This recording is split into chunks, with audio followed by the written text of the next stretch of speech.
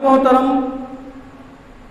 पुकारने के लिए या किसी से मदद लेने के लिए उस इंसान का आपके दरमियान होना इंतहाई ज़रूरी है। अगर आप किसी को पुकार रहे हैं या किसी से मदद तलब कर रहे हैं और वो आपके सामने अगर मौजूद नहीं है और आपकी आवाज़ उस तक नहीं पहुंच रही है तो लोग आपको बेवकूफ़ कहेंगे, मजनून कहेंगे कि भाई आदमी सामने है नहीं और उसको पुकारा जा रहा है, उससे मदद ली जा रही है। मिसाल के तौर पर मैं आप में से किसी को मुखातिब करता हूं और आप यहाँ पर मौजूद नहीं हैं, आप बैठे हैं गबूल टोन पर और मैं कहता हूं कि फ़लाँ आदमी मुझे पानी पिला दो, तो लोग मेरी इस बात पर हंसेंगे कि भाई बंदा यहाँ पर मौजूद नहीं है, वो गबूल टोन पर है और कारी साहब राजपूत मोहल्ले से उनसे पानी तलब कर रहे हैं। तो जिसको पुकारा जाए या जिससे मदद ली जाए उसका हाजिर होना भी इंतहाई ज़रूरी है। गौस, मदद करने वाला, इस्तिखाज़ा देने वाला या पुकार को सुनने वाला, आज़म, बड़ा, तो गौसुल आज़म जो सबसे बड़ा फरियाद रस है, गौसुल आज़म जो सबसे ज़्यादा मदद करने वाला है, सबसे बड़ा मदद करने वाला है, तो वो कौन हो सकता है? अल्लाह रब्बुल आलमीन कुरान मजीद में इस बात का जवाब देते हैं, फरमाया कि वइज़ा सअलका इबादी अन्नी फ़इन्नी क़रीब। ए प्यारे हबीब सल्लल्लाहु अलैहि वसल्लम, आप इन लोगों से इरशाद फरमा दीजिए कि ये जब भी मेरे मुताल्लिक आपसे सवाल करें तो आप कहो कि आपका रब इंतहाई करीब है। और ये रब कितना करीब है? कुरान मजीद में दूसरे मकाम पर इरशाद फरमाया कि वनहनु अक़रबु इलैहि मिन हब्लिल वरीद। ये अल्लाह तुम्हारी शेरक से भी ज्यादा करीब है। एक और जगह फरमाया कि इन्नहु अलीमुम बिज़ातिस सुदूर। वो रब्बुल आलमीन तुम्हारे सीनों के अंदर उठते हुए ख्यालात, एहसासात, इरादों से भी बखूबी वाकिफ है, आगाह है। इन तीनों आयतों के तनाजुर के अंदर इस बात का फैसला करना मुश्किल नहीं है कि अल्लाह रब्बुल आलमीन ही इंसान के सबसे ज़्यादा करीब हैं। अगर फरियादों को सुनने वाला, फरियादों को पूरा करने वाला, मदद करने वाला अगर कोई है तो वो सिर्फ और सिर्फ अल्लाह रब्बुल आलमीन है। अल्लाह के अलावा किसी में इतनी पावर नहीं कि वो अल्लाह से ज़्यादा या अल्लाह के मुकाबले में या अल्लाह के बराबर कोई आपकी फरियाद को सुन सके। सामईन मोहतरम, अरब के माशरे से आप बखूबी आगाह हैं, वाकिफ़ हैं। अल्लाह के नबी के आने से पहले जो जहालत थी और लोगों ने जहालत के अंदर यूं समझें कि PhD कर रखी थी, जहालत उरूज पर पहुंची हुई थी। अल्लाह रब्बुल आलमीन के साथ साथ खुद बैतुल्लाह के अंदर तकरीबन 360 बुत रखे हुए थे। अल्लाह की इबादत की जाती थी, लेकिन अल्लाह के साथ साथ इन 360 बुतों की भी परस्तिश, इबादत की जाती थी। और उनमें से चंद मशहूर बुत हैं जिनका तस्करा सूरह कलम के अंदर भी मौजूद है।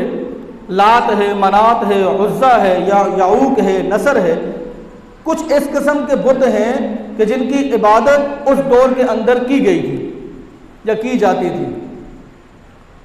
इसके अलावा वो इखलाक के एतबार से, अकीदे के एतबार से, अमल के एतबार से इंतहाई गिरे हुए लोग थे। ये अल्लाह के नबी की नबूवत से पहले की बात है। अब समझिएगा जो समझाना चाह रहा हूं, यानी कि इंतहाई अकीदे के लिहाज से, इखलाक के लिहाज से, कौल किरदार के लिहाज से, अमल के लिहाज से, रोज़मर्रा ज़िंदगी के हवाले से, इबादत के हवाले से ये इंतहाई गिरे हुए लोग थे। लेकिन कुरान मजीद में इन लोगों के मुताल्लिक भी अल्लाह रब्बुल आलमीन ने सूरह अनकबूत के अंदर इनकी एक बात का रखा है, और वो बात क्या थी? फ़इज़ा रकिबू फिल फुल्कि दअवुल्लाह मुख़लिसीन लहुद्दीन। जब ये लोग सफ़र की गरज से समुद्री सफ़र करते, जब ये समुद्र में जाते और समुद्र की लहरों के अंदर जब ये फंस जाया करते थे, तो ये खालिसतन अल्लाह के दीन को रखते हुए सामने सिर्फ अल्लाह ही को पुकारा करते थे।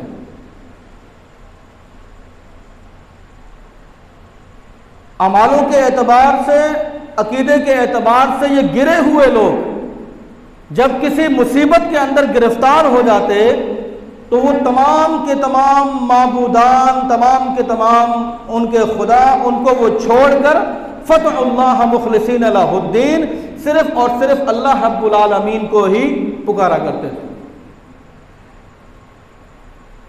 फलम्मा नज्जाहुम मिनल बिर, और जब अल्लाह रब्बुल आलमीन उन्हें उस मुश्किल से निजात दे देता, तो इज़ाहुम युशरिकून, फिर वो अल्लाह रब्बुल आलमीन के साथ जो है वो लोगों को शरीक ठहराना शुरू कर दिया करते थे।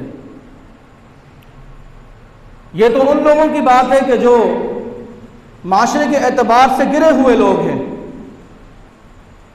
जबकि हम और हमारा माशरा और हमारी सोसाइटी टेक्नोलॉजी के अंदर हमारा कोई सानी नहीं, इल्म के एतबार से हमारा कोई मद्दे मुकाबिल नहीं, हर लिहाज से ये उम्मत मोहम्मदिया सबसे ज़्यादा तरक्की पजीर भी है, उरूज पर भी है हर मैदान के अंदर।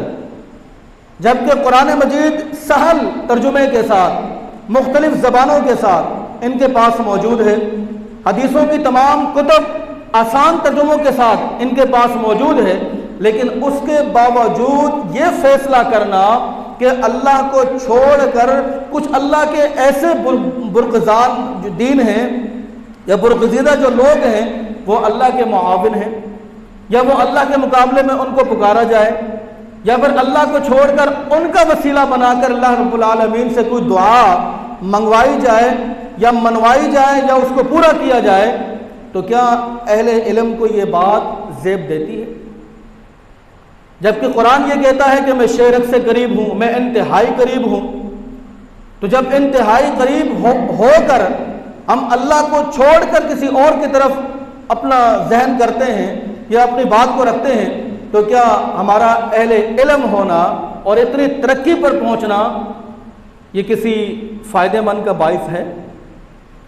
नहीं मेरे मोहतरम भाइयों, दोस्तों, बुजुर्गों, अल्लाह रब्बुल आलमीन कुरान मजीद में इरशाद फरमाते हैं, अम्मन युजीबुल मुस्तर्र इज़ा दआहु व यक्शिफुस्सू व यजअलुकुम खलफाअल अर्ज़ि अ इलाहुम मअल्लाह।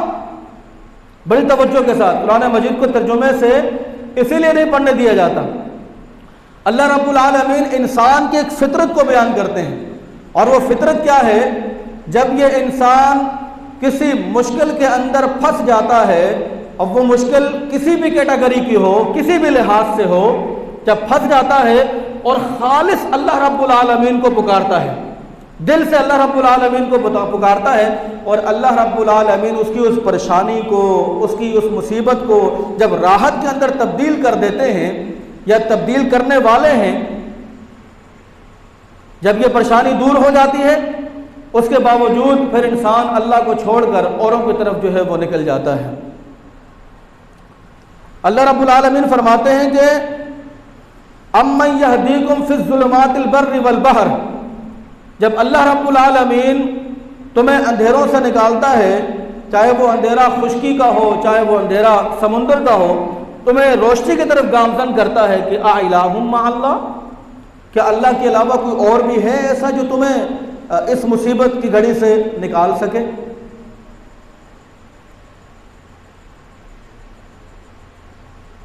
और बिल्कुल अल्लाह के अलावा कोई और ऐसा नहीं है कि जो आपको इन तमाम मुश्किलात से निकाल कर रोशनी की तरफ गामजन करें।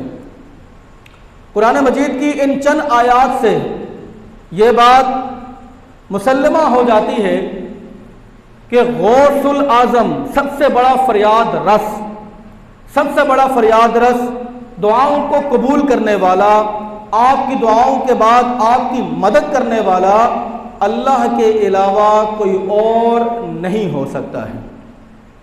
कुरान मजीद के हवाले से, क्योंकि खालिक के कायनात फरमाते हैं जगह पर, फरमाया कि मालकुम मिन दूनिल्लाहि मिन वलिय्यिन वला नसीर। इस आयत को बड़ी तवज्जो के साथ सुनिएगा।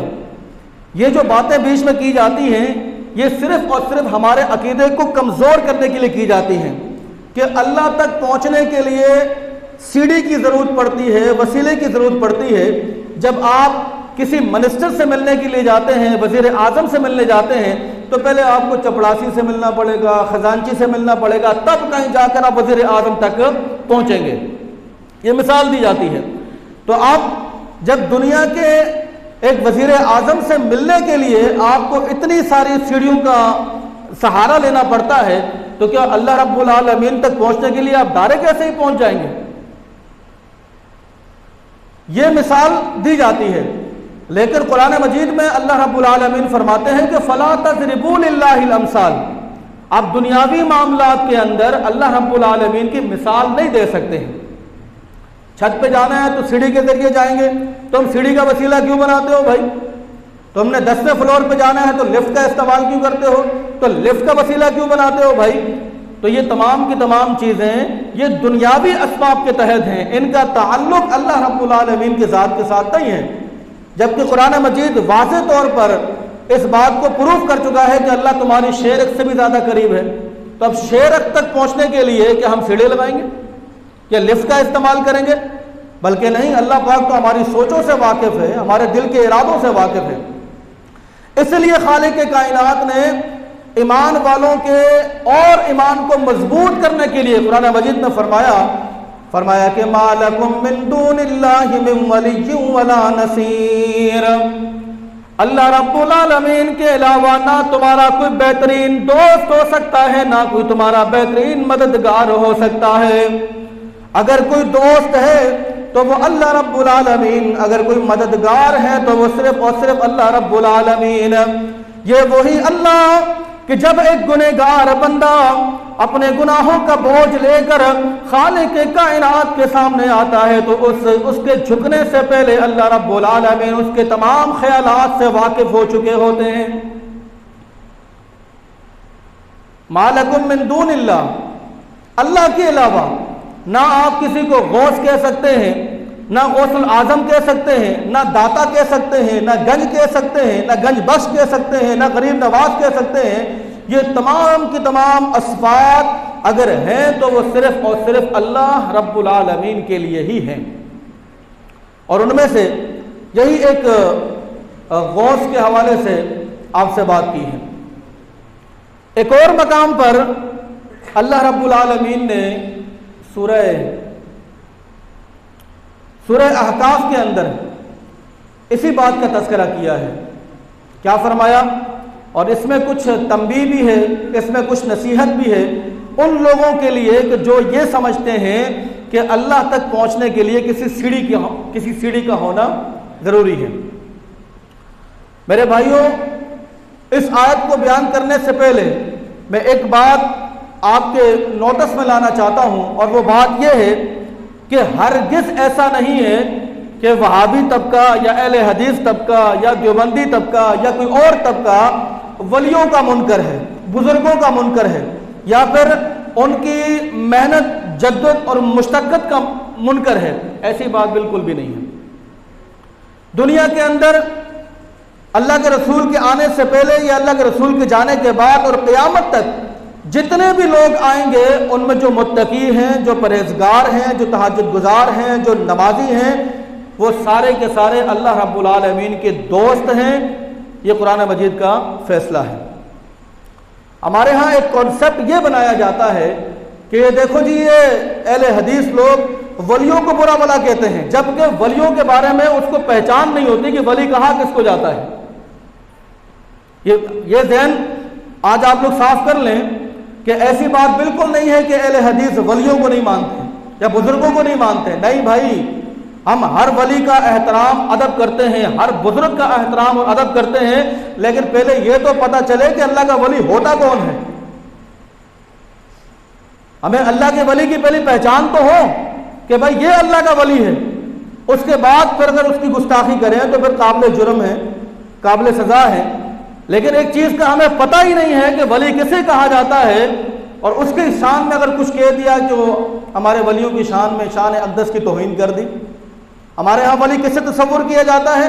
जो पूरा साल नहाता नहीं है, जिसको तहारत का इल्म नहीं है, जिसने अपने गले के अंदर सैकड़ों जंजीरें बांधी हुई हैं, हाथों में कड़े डाले हुए हैं, पाँव में कड़े पहने हुए हैं, जिसको ना नमाज का पता, ना रोजे का पता, ना अरकान इस्लाम का पता, जिसका खाना पीना चरस भंग और शराब, जिसका रहन सहन आम माशरे से हटकर, आम इंसानों से हटकर होता है।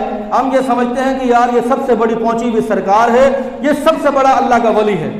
नहीं मेरे मोहतरम भाइयों, दोस्तों, बुजुर्गों, इन लोगों को अल्लाह का वली कहना भी वली की तौहीन है।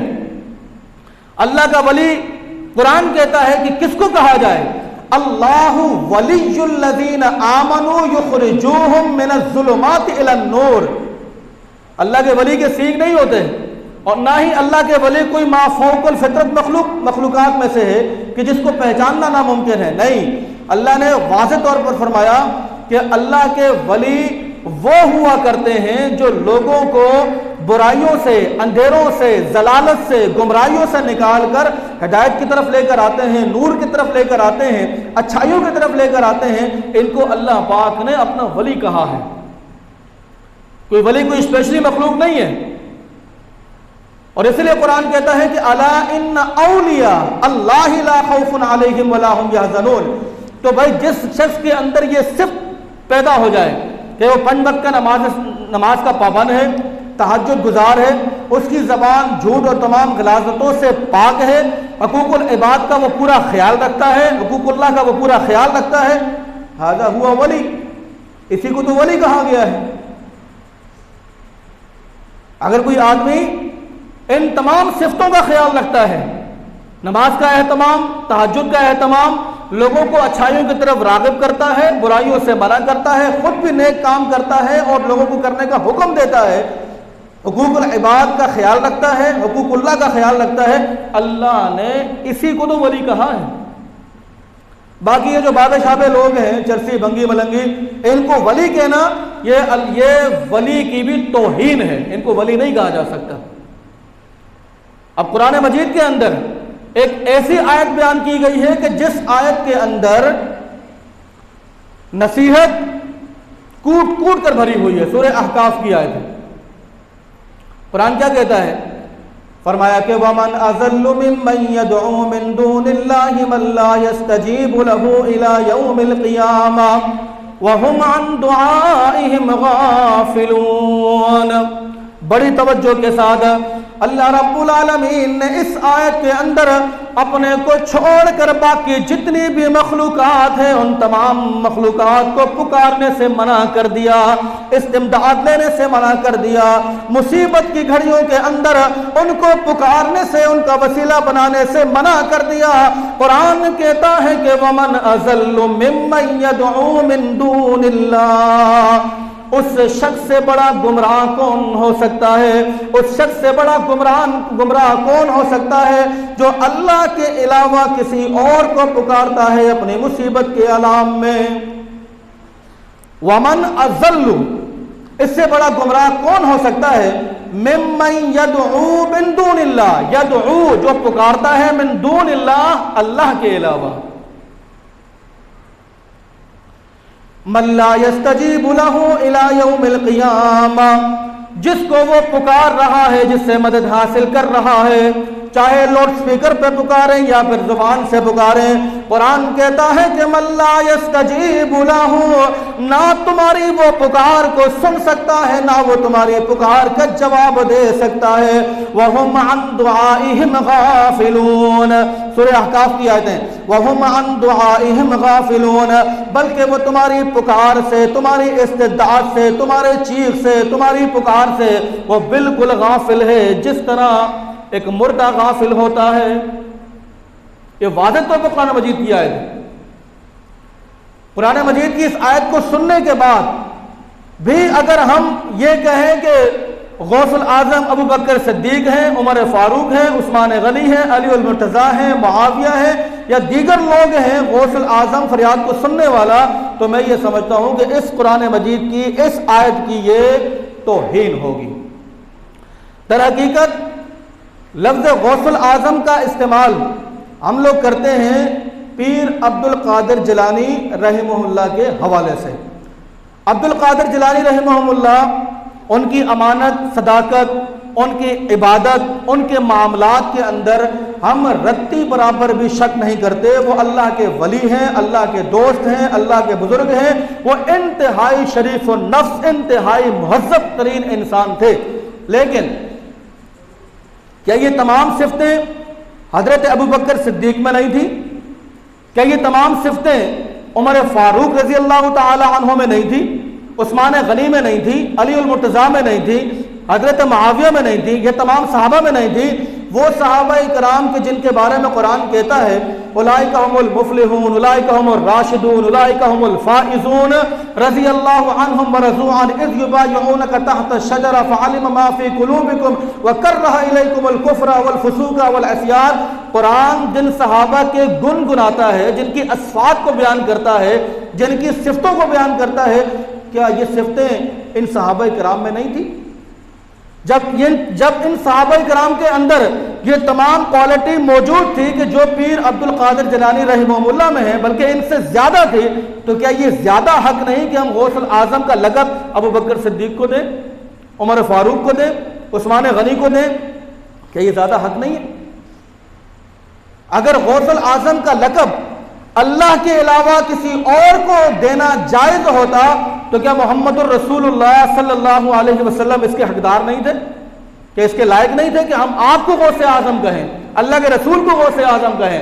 लेकिन नहीं, अल्लाह रब्बुल आलमीन ने कुरान मजीद की मुतअद्दिद आयात के अंदर इस बात का किला कमा किया है, अगर कोई फरियादों को सुनने वाला है, कोई दुआ को कबूल करने वाला है, कोई देखने वाला है, सुनने वाला है, तो वो सिर्फ और सिर्फ अल्लाह रब्बुल आलमीन की ज़ात है।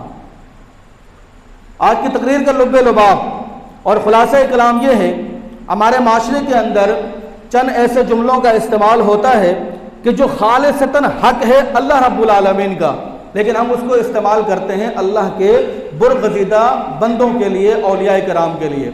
उनमें सबसे पहला लफ्ज़ है गौसे आज़म, दूसरा दस्तगीर, गंज बख्श, गरीब नवाज, दाता। ये तमाम की तमाम चीज़ें कुरान मजीद के साथ ताल्लुक़ रखती हैं। ज़िंदगी ने साथ दिया इंशाअल्लाह तो इसको एक एक करके लेकर चलेंगे।